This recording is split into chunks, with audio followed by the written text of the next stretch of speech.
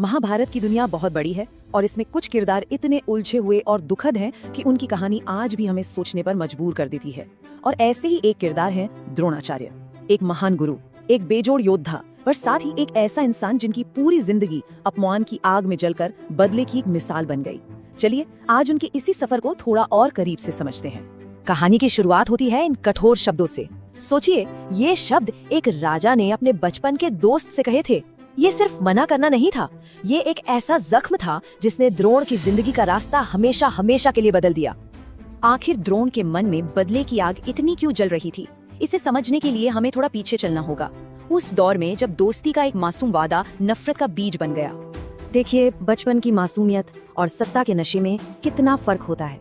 एक तरफ द्रुपद का वो वादा था जो दोस्ती की निशानी थी, और दूसरी तरफ राजा बनने के बाद उसी दोस्त के लिए ये कड़वे शब्द।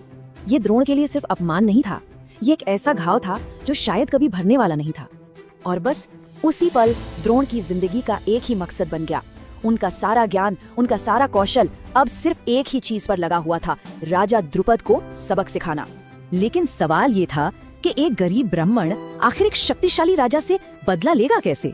उनके पास न सेना थी न पैसा, उनके पास था तो बस उनका हुनर, शस्त्र विद्या में उनकी महारत, और यही उनका रास्ता बनने वाला था।